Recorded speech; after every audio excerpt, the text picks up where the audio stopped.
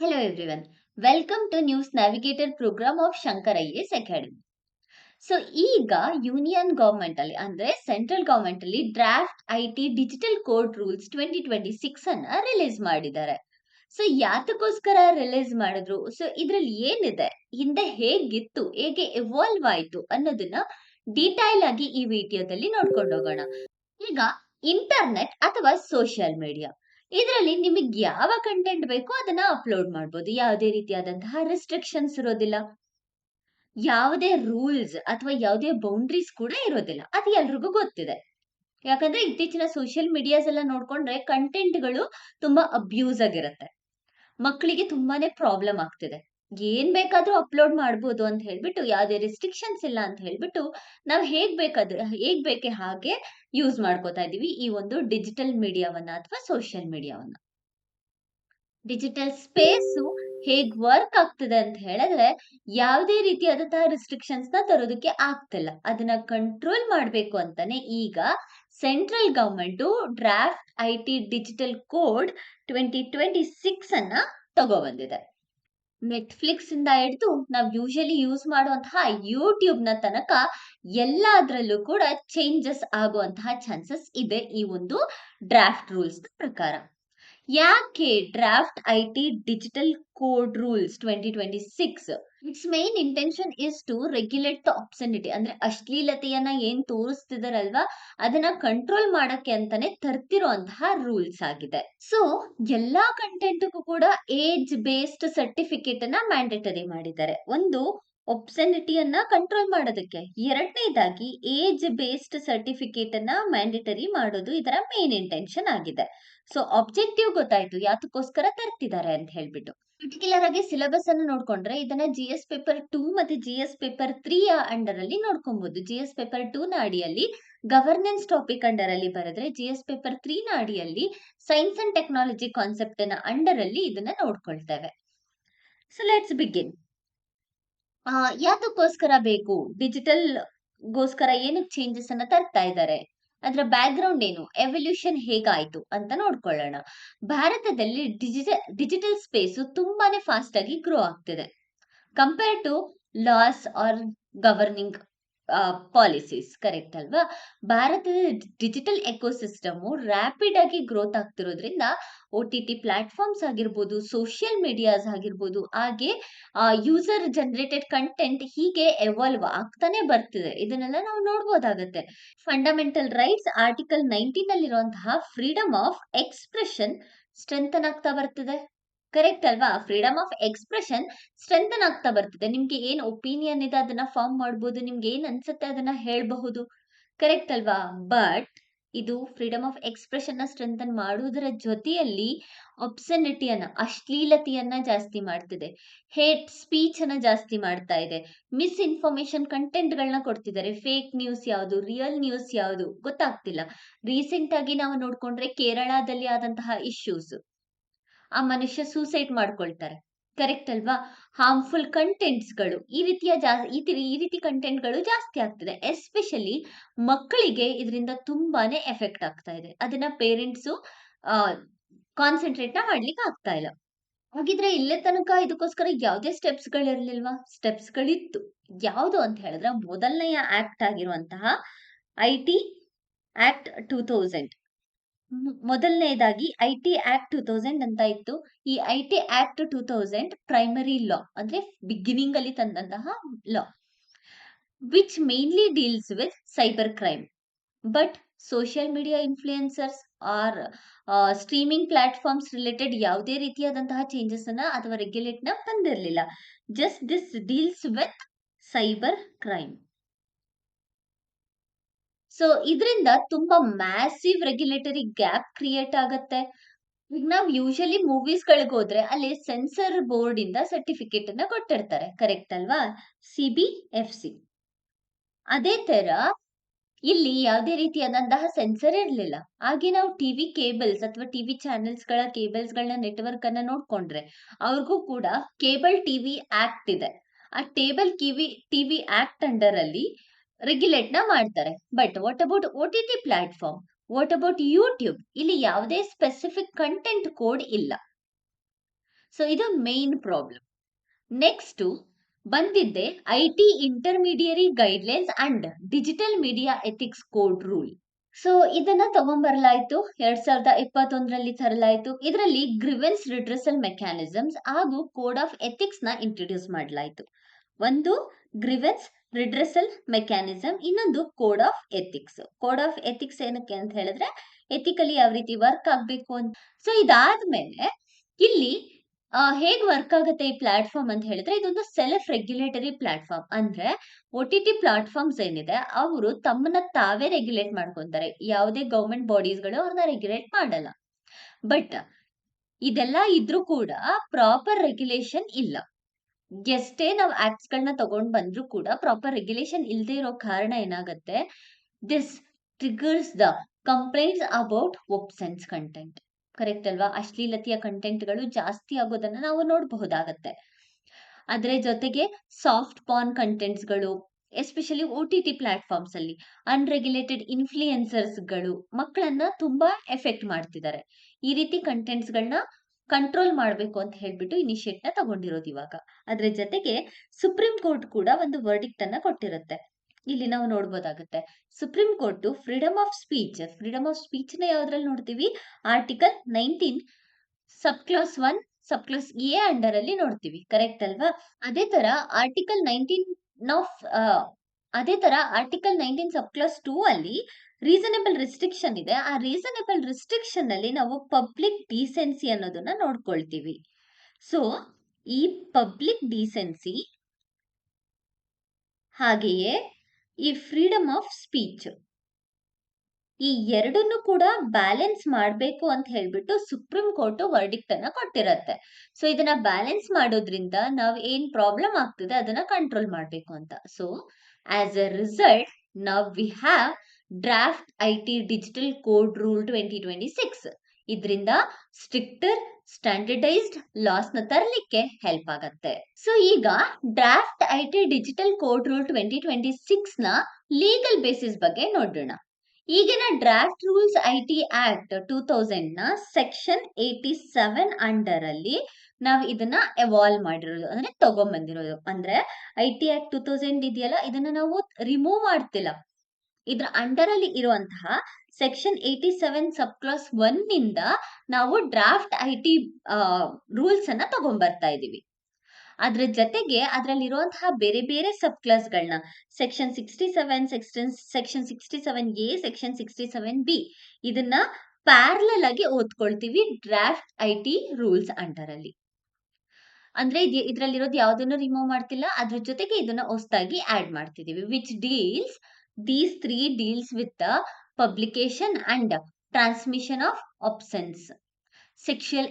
Sexuality ಬಗ್ಗೆ promote ಮಾಡೋದನ್ನ control ಮಾಡುತ್ತೆ. ಹಾಗೆ ಮಕ್ಕಳಿಗೆ ತೊಂದರೆ ಆಗುವಂತಹ ಕಂಟೆಂಟ್ ಗಳನ್ನ ಕಂಟ್ರೋಲ್ ಮಾಡುವಂತಹ ಕೆಪಾಸಿಟಿ ಈ ಸೆಕ್ಷನ್ಸ್ ಗಳಿಗೆ ಇದೆ. ಸೆಕ್ಷನ್ 67 ಪಬ್ಲಿಕ್ ಆಬ್ಸೆನ್ಸ್ ಮೆಟೀರಿಯಲ್ ನ ಅವಾಯ್ಡ್ ಮಾಡ್ಲಿಕ್ಕೆ, ಸೆಕ್ಷನ್ 67A ಬಂದ್ಬಿಟ್ಟು ಸೆಕ್ಷುಯಲಿ ಎಕ್ಸ್ಪ್ಲಿಸಿಟ್ ಮೆಟೀರಿಯಲ್ಸ್ ಗಳನ್ನ ಕಂಟ್ರೋಲ್ ಮಾಡೋದಕ್ಕೆ, 67B ಬಂದ್ಬಿಟ್ಟು ಚೈಲ್ಡ್ ಸೆಕ್ಷುಯಲ್ ಅಬ್ಯೂಸ್ ಮೆಟೀರಿಯಲ್ಸ್ ಗಳನ್ನ ಕಂಟ್ರೋಲ್ ಮಾಡೋದಕ್ಕೆ ತಂದಿರೋದು. ಸೊ ಅದ್ರ ಜೊತೆಗೆ ಈಗ ಹೊಸದಾಗಿ ತರ್ತಿರುವಂತಹ ರೂಲ್ಸ್ ಅನ್ನು ಕೂಡ ಪ್ಯಾರಲಲ್ ಆಗಿ ಓದ್ಕೊಳ್ತೀವಿ. Draft IT digital code rule 2026 ನ ಕೀ ಫೀಚರ್ ಏನು ಅಂತ ಹೇಳ್ಬಿಟ್ಟು ನೋಡೋಣ. ಕೇಬಲ್ ಟಿವಿ ರೂಲ್ಸ್ 1994 ಅಂತ ಇದೆ. ಸೊ ಈ ಕೇಬಲ್ ಟಿವಿ ಕೋಡ್ ಅಥವಾ ರೂಲ್ಸ್ 1994 ಅಂಡರ್ ಅಲ್ಲಿ ವಿ ಹ್ಯಾವ್ ಅ ಡೆಫಿನೇಷನ್. ಯಾವುದಕ್ಕೆ? ಆಬ್ಸೆನಿಟಿ ಅಂತಂದ್ರೆ ಏನು ಅನ್ನೋದಕ್ಕೆ ಡೆಫಿನೇಷನ್ ಇದೆ. ಈಗ ತಂದಿರುವಂತಹ ಡ್ರಾಫ್ಟ್ ಕೋಡ್ ಬಿಲ್ ಅಲ್ಲಿ, ಡ್ರಾಫ್ಟ್ ಕೋಡ್ ರೂಲ್ ಅಲ್ಲಿ ಆಬ್ಸೆನಿಟಿಗೆ ಡೆಫಿನೇಷನ್ ನಾವು ಅಲ್ಲಿಂದ ಬಾರೋ ಮಾಡ್ಕೊಂಡಿದ್ದೀವಿ. ಡ್ರಾಫ್ಟ್ ರೂಲ್ಸ್ ಅಲ್ಲಿ ಆಬ್ಸೆನ್ಸ್ ಕಂಟೆಂಟ್ ಅಂದ್ರೆ ಏನು ಅಂತ ಹೇಳ್ಬಿಟ್ಟು ಡಿಫೈನ್ ಮಾಡಲಾಗಿದೆ. And that definition we borrowed from cable TV rule 1994. So obscenity ಅಂದ್ರೆ ಏನು? The content which is having a ಲಾಸಿವಿಯರ್ಸ್ R viewers ನ ಕರಪ್ಟ್ ಮಾಡುವಂತಹ ಕಂಟೆಂಟ್ ಅನ್ನ ನಾವು ಆಬ್ಸೆನಿಟಿ ಕಂಟೆಂಟ್ ಅಂತ ಹೇಳ್ಬಿಟ್ಟು ಕರಿತೇವೆ. ಜೊತೆಗೆ ಪ್ರಾಹಿಬಿಟೆಡ್ ಕಂಟೆಂಟ್ಸ್ ಗಳನ್ನ ಕೂಡ ತಗೊಬಂದಿದ್ದಾರೆ. ಯಾವ್ದ್ಯಾವ್ದು ಪ್ರಾಹಿಬಿಟೆಡ್ ಕಂಟೆಂಟ್ಸ್ ಗಳು ಅಂತ ಹೇಳಿದ್ರೆ, ಮೊದಲಿಗೆ attack on religious community, caste and nationality. ಕೆಲವೊಂದು ಕಂಟೆಂಟ್ ಗಳು ಏನಿರುತ್ತೆ, ರಿಲಿಜಿಯಸ್ ಆಗಿರ್ಬೋದು, ಕಮ್ಯುನಿಟಿ ಆಗಿರ್ಬೋದು, ಕ್ಯಾಸ್ಟ್, ನ್ಯಾಷನಾಲಿಟಿ, ಇದನ್ನ ಪ್ರಾಬ್ಲಮ್ ಮಾಡುವಂತಹ ಅಥವಾ ಕಂಟೆಂಟ್ ಆಗಿರುತ್ತೆ. ಅದನ್ನ ಏನ್ ಮಾಡ್ತಾ ಇದ್ದಾರೆ, ಪ್ರಾಹಿಬಿಟ್ ಮಾಡ್ತಿದ್ದಾರೆ. Next, promote communal attitude or violence. ಇತ್ತೀಚೆಗೆ ಕಮ್ಯುನಲಿಸಂ ಜಾಸ್ತಿ ಆಗ್ತಾ ಇದೆ. ಸೊ ಯಾಕೆ ಕಮ್ಯುನಲಿಸಂ ಜಾಸ್ತಿ ಆಗ್ತಿದೆ ಅಂತ ಹೇಳಿದ್ರೆ, due to social media content. Next, contain defamatory or deliberately misleading materials ಗಳನ್ನ ಕಂಟ್ರೋಲ್ ಮಾಡುತ್ತೆ. Next, women, children, persons with disability, ಇವ್ರಿಗೆ ಪ್ರಾಬ್ಲಮ್ ಆಗುವಂತಹ ಕಂಟೆಂಟ್ಗಳು, ಕ್ರಿಮಿನಾಲಿಟಿ, ಆಬ್ಸೆನಿಟಿ, ವಯಲೆನ್ಸ್, ಡಿಸೈರಬಲ್ಸ್ ಗಳನ್ನ ಪ್ರಮೋಟ್ ಮಾಡುವಂಥದ್ದು. And language or sense with targeted at childrens. ಯಾವ್ದಾದ್ರು language ಗಳನ್ನ use ಮಾಡೋದು ಅಂದ್ರೆ ಮಕ್ಕಳಿಗೆ ತೊಂದರೆ ಆಗುವಂತಹ ಲ್ಯಾಂಗ್ವೇಜಸ್ ಗಳನ್ನ ಯೂಸ್ ಮಾಡ್ತಾರಲ್ವಾ, ಈ ರೀತಿಯಾದಂತಹ ಕಂಟೆಂಟ್ ಗಳನ್ನ ಪ್ರಾಹಿಬಿಟ್ ಮಾಡ್ಬೇಕು ಅಂತ ಹೇಳ್ಬಿಟ್ಟು ಈಗ ಒಂದು ಡ್ರಾಫ್ಟ್ ಬಿಲ್ ಅಲ್ಲಿ ತಗೊಂಡ್ಬಂದಿದ್ದಾರೆ, ಅಂದ್ರೆ ಈ ಒಂದು ರೂಲ್ ಅಲ್ಲಿ ತಗೊಂಡ್ಬಂದಿದ್ದಾರೆ. ಏಜ್ ಬೇಸ್ಡ್ ಕ್ಲಾಸಿಫಿಕೇಶನ್ ನ ಮ್ಯಾಂಡೇಟರಿ ಮಾಡಲಾಗಿದೆ. ಇದರ ಎರಡನೇ ಫೀಚರ್, ಇಂಪಾರ್ಟೆಂಟ್ ಫೀಚರ್ ಏನು ಅಂತ ಹೇಳಿದ್ರೆ age based classification. Age based classification ನ ಮ್ಯಾಂಡೇಟರಿ ಮಾಡಲಾಗಿದೆ. ಎಲ್ಲಾ ಡಿಜಿಟಲ್ ಕಂಟೆಂಟ್ ಅಲ್ಲಿ ಏಜ್ ಬೇಸ್ಡ್ ಕ್ಲಾಸಿಫಿಕೇಶನ್ ನ ತರಲಾಗುತ್ತೆ. ನಮ್ಗೆ ನೋಡಿದೀವಿ, ಯಾವ್ದಾದ್ರು ಮೂವೀಸ್ ಗಳನ್ನ ನೋಡಕ್ ಹೋದಾಗ ನಿಮ್ಗೆ 18 ಇಯರ್ಸ್ ಆಗಿದ್ಯಾ, ಆಧಾರ್ ಕಾರ್ಡ್ ತೋರಿಸಿ, 18 ಇಯರ್ಸ್ ಆಗಿದ್ರೆ ಮಾತ್ರ ಒಳಗಡೆ ಬಿಡ್ತಾರೆ, ಈ ತರದನ್ನೆಲ್ಲ ಕೇಳಿದೀವಿ ಅಲ್ವಾ ಹೇಳೋದನ್ನ. ಅದೇ ತರ ಫಿಲಮ್ಸ್ ಗಳಿಗೆ ಹೇಗೆ ಏಜ್ ಸರ್ಟಿಫಿಕೇಶನ್ಸ್ ಇದೆ ಅಲ್ಲ, ಅದೇ ತರ OTT ಪ್ಲಾಟ್ಫಾರ್ಮ್ಸ್ ಗೆ, ಸೋಷಿಯಲ್ ಮೀಡಿಯಾಕ್ಕೂ ಕೂಡ ಏಜ್ ಕೆಟಗರೀಸ್ ಅನ್ನ ಮ್ಯಾಂಡೇಟರಿ ಮಾಡ್ತಾ ಇದ್ದಾರೆ. ಇಲ್ಲಿ ಯು ಸರ್ಟಿಫಿಕೇಟ್ ಕೊಟ್ರೆ ಎಲ್ಲದಕ್ಕೂ ಕೂಡ, ಎಲ್ಲಾ ಏಜ್ ಗ್ರೂಪ್ಗೂ ಕೂಡ ಅಲೋ ಇರತ್ತೆ ಅಂತ ಹೇಳ್ಬಿಟ್ಟು. 7+, 13+, 16+ ಅಂತಂದ್ರೆ ಏಜ್ ಅವ್ರದ್ದು ಏಜ್ ಯಾವ ತರ ಇರುತ್ತೆ ಅದ್ರದ್ದು categories. Adult only restricted access ಇರುತ್ತೆ ಚಿಕ್ಕ ವಯಸ್ಸಿನವ್ರಿಗೆ. ಪ್ರೊಫೆಷನಲ್ಸ್ ಅಂದ್ರೆ ಸ್ಪೆಷಲಿ ಇಂಜಿನಿಯರ್ಸ್ ಆಗಿರ್ಬೋದು, ಡಾಕ್ಟರ್ಸ್ ಆಗಿರ್ಬೋದು, ಲಾಯರ್ಸ್ ಆಗಿರ್ಬೋದು, ಇವ್ರಿಗೆ ಸ್ಪೆಷಲೈಸ್ಡ್ ಕಂಟೆಂಟ್ಸ್ ಗಳಿರುತ್ತಲ್ಲ, ಆ ಕಂಟೆಂಟ್ಸ್ ಗಳನ್ನ ಅದಕ್ಕೋಸ್ಕರ ಸ್ಪೆಷಲ್ ಸರ್ಟಿಫಿಕೇಟ್ ಅನ್ನ ಕೊಡ್ಲಾಗತ್ತೆ. ಯಾವುದೇ ಕಂಟೆಂಟ್ ಗಳನ್ನ ಈಗ ಅಪ್ಲೋಡ್ ಮಾಡಿದ್ರೆ ಚಾನೆಲ್ ಅಲ್ಲಿ, they have to display age rating ಅನ್ನ ಡಿಸ್ಪ್ಲೇ ಮಾಡಬೇಕು. ಅಂಡ್ ಕಂಟೆಂಟ್ ಡಿಸ್ಕ್ರಿಪ್ಷನ್ಸ್ ನ ಲೈಕ್ ವಯೋಲೆನ್ಸ್, ಸೆಕ್ಸ್, ನ್ಯೂಡಿಟಿ ಅಥವಾ ಡ್ರಗ್, ಲ್ಯಾಂಗ್ವೇಜ್, ಹಾರರ್ ಇದೆಯಾ, ಹೀಗೆ ಮೆನ್ಷನ್ ನ ಮಾಡ್ಬೇಕಾಗತ್ತೆ. ಯಾವ ಕಂಟೆಂಟ್ ಯಾವ್ದ್ರ ಮೇಲೆ ಇದೆ ಅಂತ ಅನ್ನುವಂತಹ ಡಿಸ್ಕ್ರಿಪ್ಷನ್ ನ ಮೆನ್ಷನ್ ಮಾಡ್ಬೇಕಾಗತ್ತೆ. ಸೊ ಇದು ಮ್ಯಾಂಡೇಟರಿ ಏಜ್ ಸರ್ಟಿಫಿಕೇಟ್ ಅನ್ನ ತಗೊಂಡ್ಬಂದಿರೋದು. Next, parental control and age verification. ಏನು parental control and age verifications ಅಂತ ಹೇಳಿದ್ರೆ, ಪೇರೆಂಟ್ಸ್ ಕಂಟ್ರೋಲ್ ಇಲ್ಲ. ಈಗ ಮಕ್ಕಳು ಸ್ಕೂಲಲ್ಲಿ ಇದ್ರು ಕೂಡ 18 ಇಯರ್ಸ್ ಆಗಿಲ್ಲ ಅಂದ್ರೂ ಕೂಡ ಸೋಷಿಯಲ್ ಮೀಡಿಯಾಗೆ ಆಕ್ಸೆಸ್ ಸಿಗ್ತಾ ಇದೆ, ಕರೆಕ್ಟ್ ಅಲ್ವಾ? ಅದಕ್ಕೆ ಪೇರೆಂಟಲ್ ಕಂಟ್ರೋಲ್ ನ ತಗೊಂಡ್ಬರ್ತಾ ಇದ್ದಾರೆ. 13 ವರ್ಷಕ್ಕಿಂತ 13+ ಏಜ್ ರೇಟ್ ಇದ್ರೆ ಪೇರೆಂಟಲ್ ಕಂಟ್ರೋಲ್ ಮೆಕ್ಯಾನಿಸಮ್ ಇರ್ಬೇಕಾಗತ್ತೆ. ರಿಲಿಯಬಲ್ ಏಜ್ ವೆರಿಫಿಕೇಶನ್ ಸಿಸ್ಟಮ್ ನ ತರಬೇಕು. ಫಾರ್ ಅಡಲ್ಟ್ ಓನ್ಲಿ ಕಂಟೆಂಟ್ ಗಳಿಗೆ ರಿಲಿಯಬಲ್ ಏಜ್ ವೆರಿಫಿಕೇಶನ್ಸ್ ಕಂಟೆಂಟ್ ಗಳನ್ನ ತಗೊಂಡ್ಬಂದು ಅವ್ರಿಗೆ ಆಕ್ಸೆಸ್ ಅನ್ನ ಕೊಡ್ಬೇಕು. ಪೇರೆಂಟ್ಸ್ ಥ್ರೂ ಮಕ್ಕಳಿಗೆ ಆಕ್ಸೆಸ್ ಹೋಗ್ಬೇಕು ಹೊರತು ಅವ್ರು ಯಾವುದೇ ರೀತಿಯಾದಂತಹ ಅಬ್ಯೂಸ್ ವಿಡಿಯೋಸ್ ಗಳನ್ನ ನೋಡಬಾರದು ಅನ್ನೋದು ಇದರ main intention. Next, applicability and enforcement framework. ಹೊಸ ಡ್ರಾಫ್ಟ್ ಕೋಡ್ ಜೊತೆ IT intermediary guidelines and digital media ethics code rules 2021 ಇದೆಯಲ್ಲ, ಇರೋ ಎಲ್ಲಾ ಪ್ರಾವಿಷನ್ ಕೂಡ ಈಗ ತಂದಿರುವಂತಹ ಬಿಲ್ ಅಲ್ಲಿ ಅಪ್ಲೈ ಆಗುತ್ತೆ. ಅಂದ್ರೆ we are not removing this 2021 provision, along with this we are adding new code ಅಷ್ಟೇ. ರೂಲ್ಸ್ ನ ಅಡಿಯಲ್ಲಿ ವಯೋಲೇಷನ್ಸ್ ಅಂದ್ರೆ ಸಿವಿಲ್ ಕಾನ್ಸಿಕ್ವೆನ್ಸಸ್ ನ ಇಂಟ್ರೊಡ್ಯೂಸ್ ಮಾಡಲಾಗುತ್ತೆ ಅಂತ ಹೇಳಲಾಗ್ತದೆ. ಅದ್ರ ಜೊತೆಗೆ not only this, even regulatory ಅಕೌಂಟಬಿಲಿಟಿಯನ್ನ ತರಬೇಕು ಅಂತ ಹೇಳ್ಬಿಟ್ಟು ಆನ್ಲೈನ್ ಕಂಟೆಂಟ್ ಪ್ರಾವಿಷನ್ಸ್ ಗಳಿಗೆ, ಅಂದ್ರೆ ಆನ್ಲೈನ್ ಕ್ಯೂರೇಟೆಡ್ ಕಂಟೆಂಟ್ ಪ್ರಾವಿಷನ್ಸ್ ಗೆ ಕೂಡ ಸಿವಿಲ್ ಕಾನ್ಸಿಕ್ವೆನ್ಸಸ್ ಗಳನ್ನ ತರ್ತಾ ಇದ್ದಾರೆ. ಸೊ ಇದಿಷ್ಟು ಈಗಿರುವಂತಹ ಫೀಚರ್. ಒಂದು ಪೇರೆಂಟಲ್ ಕಂಟ್ರೋಲ್ ಇರಬೇಕು ಅಂತ ಹೇಳ್ಬಿಟ್ಟು, ನೆಕ್ಸ್ಟ್ ಏಜ್ ಕ್ಲಾಸಿಫಿಕೇಶನ್ಸ್ ಇರಬೇಕು ಅಂತ ಹೇಳ್ಬಿಟ್ಟು, ಮತ್ತೆ ಪ್ರಾಹಿಬಿಟೆಡ್ ಕಂಟೆಂಟ್ಸ್. ಸೊ ಇದಿಷ್ಟು ಈಗ ತಂದಿರುವಂತಹ ಫೀಚರ್. ನೆಕ್ಸ್ಟ್, ಏನ್ ಕನ್ಸರ್ನ್, ಸ್ಟೇಕ್ ಹೋಲ್ಡರ್ ಕನ್ಸರ್ನ್ಸ್ ಏನು ಅಥವಾ ಇಂಡಸ್ಟ್ರಿಯ ಕನ್ಸರ್ನ್ ಏನು ಈ ಒಂದು ಡ್ರಾಫ್ಟ್ ರೂಲ್ ನಿಂದ ಅಂತ ಹೇಳಿದ್ರೆ, ಹೊಸ ರೂಲ್ಸ್ ಲೀನಿಯರ್ ಟೆಲಿವಿಷನ್ ಬೌಂಡ್ರೀಸ್ ಹಾಗೂ ಆನ್ ಡಿಮ್ಯಾಂಡ್ ಡಿಜಿಟಲ್ ಕಂಟೆಂಟ್ ನಡುವೆ ಇರುವಂತಹ ತಿನ್ ಲೈನ್ ಅನ್ನ ಬ್ಲರ್ ಮಾಡ್ತಿದೆ, ಕರೆಕ್ಟ್ ಅಲ್ವಾ? ಎಲ್ಲಾ ಕಂಟೆಂಟ್ ಅನ್ನು ಕೂಡ ಈಗ ಏನ್ ಮಾಡ್ಬೇಕು, ಫಿಲ್ಟರ್ ಮಾಡ್ತಾ ಬರ್ಬೇಕು. OTT ಪ್ಲಾಟ್ಫಾರ್ಮ್ ನೇ ನೋಡ್ಕೊಂಡ್ರೆ, OTT platform usually pull model ಅಲ್ಲಿ ವರ್ಕ್ ಆಗುತ್ತೆ. ಆನ್ ಡಿಮ್ಯಾಂಡ್ ಅಂದ್ರೆ ಕಂಟೆಂಟ್ ರೈಟರ್ಸ್ ಅಥವಾ ಕಂಟೆಂಟ್ ಕ್ರಿಯೇಟರ್ಸ್ ಆಕ್ಟಿವ್ ಆಗಿ ಯಾವುದೇ ರೀತಿಯಾದಂತಹ ಕಂಟೆಂಟ್ ಗಳನ್ನ ಹಾಕ್ಬೋದು. ಅವ್ರಿಗೆ ಯಾವ್ದು ಕಂಟೆಂಟ್ ಚೂಸ್ ಮಾಡ್ಬೋದು ಅದನ್ನ ಚೂಸ್ ಕೂಡ ನಾವು ಮಾಡ್ಕೊಳ್ಬಹುದು. ಇದನ್ನ ಅವಾಯ್ಡ್ ಮಾಡುತ್ತೆ ಯಾವುದು OTT. ಬಟ್ ಅದೇ ಟಿವಿ ಮಾಡಲ್ಲ. ಅದು ಪುಷ್ ಫ್ಯಾಕ್ಟರ್ ಆಗಿ ವರ್ಕ್ ಆಗತ್ತೆ. ಸೊ ಇದರ ಬ್ಯಾಲೆನ್ಸ್ ಇಲ್ಲಿ ತಪ್ಪೋಗುತ್ತೆ. ಅಂಡ್ ರೆಗ್ಯುಲೇಷನ್ಸ್ ಮತ್ತೆ ಇನೋವೇಷನ್ ಮಧ್ಯೆ ಭಾರತದ ಡಿಜಿಟಲ್ ಎಕಾನಮಿಯಲ್ಲಿ ಟೆನ್ಷನ್ ಕೂಡ ಕ್ರಿಯೇಟ್ ಆಗುವಂತಹ ಚಾನ್ಸಸ್ ಇರುತ್ತೆ. ಕ್ರಿಯೇಟಿವಿಟಿಗೆ ಫ್ರೀಡಮ್ ಇರೋದಿಲ್ಲ ಅನ್ನೋದು ಸ್ಟೇಕ್ ಹೋಲ್ಡರ್ ನ ಕನ್ಸರ್ನ್ಸ್ ಆಗಿದೆ.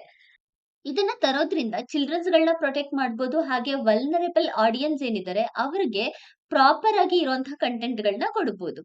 ಇದರಿಂದ ಯೂತ್ಸ್ ಪ್ರಾಪರ್ ಡೈರೆಕ್ಷನ್ ಅಲ್ಲಿ ಹೋಗ್ತಾರೆ. ಸ್ಟ್ಯಾಂಡರ್ಡ್ ಕಂಟೆಂಟ್ ನ ಕ್ಲಾಸಿಫಿಕೇಶನ್ ಮಾಡೋದಕ್ಕೆ ಈ ಒಂದು ಡ್ರಾಫ್ಟ್ ರೂಲ್ ಹೆಲ್ಪ್ ಆಗುತ್ತೆ. ಸೊ ಇದಿಷ್ಟು ಈಗ ಇಂಟ್ರೊಡ್ಯೂಸ್ ಮಾಡಿರುವಂತಹ ಡ್ರಾಫ್ಟ್ ರೂಲ್ಸ್ ನ ಬಗ್ಗೆ. ನೆಕ್ಸ್ಟ್ ಒಂದು ಕ್ವಶನ್ ನೋಡ್ಕೊಳ್ಳೋಣ. With reference to proposed IT Digital Code Rule 2026, consider the following statement. The rules are proposed under the Cable Television Network Regulation Act 1995. No. Next, the draft rule mandate age-based classification for all digital content similar to film certificate. Idu correct. Next, the definition of absence content is derived from the Information Technology Act. No, Information Technology Act ಇಂದ ಅಲ್ಲ, IT Act 2000. ಆಮೇಲೆ ethics ಅಂತ ಹೇಳಿದ್ವಿ ಅಲ್ವಾ, ಅದರಿಂದ ನಾವು ಬಾರೋ ಮಾಡ್ಕೊಂಡಿದೀವಿ ಹೊರತು ಇದರಿಂದ ಅಲ್ಲ. ಸೊ ಆನ್ಸರ್ ಬಂದ್ಬಿಟ್ಟು ಆಪ್ಷನ್ 2 ಓನ್ಲಿ ಕರೆಕ್ಟ್ ಆಗಿದೆ. ಯಾಕೆ ಸ್ಟೇಟ್ಮೆಂಟ್ 1 ರಾಂಗು? ಬಿಕಾಸ್ ಇದನ್ನ ತಗೊಂಬಂದಿರೋದು ನಾವು IT Act 2000 ಥ್ರೂ ತಗೊಂಬಂದಿದೀವಿ. ಕರೆಕ್ಟ್ ಅಲ್ವಾ? ನೆಕ್ಸ್ಟ್ ಇದು ಇನ್ಫಾರ್ಮೇಶನ್ ಟೆಕ್ನಾಲಜಿ ಆಕ್ಟ್ 2000 ಇಂದ ಅಲ್ಲ. ಇದನ್ನ ನಾವು ತಗೊಂಬಂದಿರೋದು ಡೆಫಿನೇಷನ್ ಬಾರೋ ಮಾಡಿರೋದು ಕೇಬಲ್ ಟಿವಿ ರೂಲ್ 1994 ಇಂದ. ನೆನ್ಪಿರ್ಲಿ, ಇದು ಪ್ರಿಲಿಮ್ಸ್ ಅಲ್ಲಿ ಕೇಳುವಂತಹ ಚಾನ್ಸಸ್ ಇರುತ್ತೆ. ಕೇಬಲ್ ಟಿವಿ ರೂಲ್ 1994 ಇಂದ ಡೆಫಿನೇಷನ್ ನ ತಗೊಂಬಂದಿದೀವಿ. ಸೊ ಆನ್ಸರ್ ಬಂದ್ಬಿಟ್ಟು 2 ಓನ್ಲಿ. ನೆಕ್ಸ್ಟ್ ಮೇನ್ಸ್ ನೋಡೋಣ. Regulating the digital content ecosystem require a delicate balance between protecting vulnerable section of society and upholding creative freedom. In light of the proposed IT Draft Digital Code Rule 2026, analyze the challenges in applying traditional broadcast standards to modern on-demand platform. 250 words practice ಮಾಡಿ. Because ನೀವು ಯಾವಾಗ answers ಗಳನ್ನ practice ಮಾಡ್ತೀರಾ, prelims ನ ಬರೀಲಿಕ್ಕೂ ಕೂಡ ಅದು help ಆಗುತ್ತೆ. ಇದೇ ರೀತಿಯಾದಂತಹ ಇನ್ನೂ ಹೆಚ್ಚಿನ ವಿಡಿಯೋಸ್ಗಾಗಿ ನಮ್ಮ ಚಾನೆಲ್ ನ ಶೇರ್ ಮಾಡಿ ಮತ್ತೆ ಸಬ್ಸ್ಕ್ರೈಬ್ ಮಾಡಿ. Thank you for watching.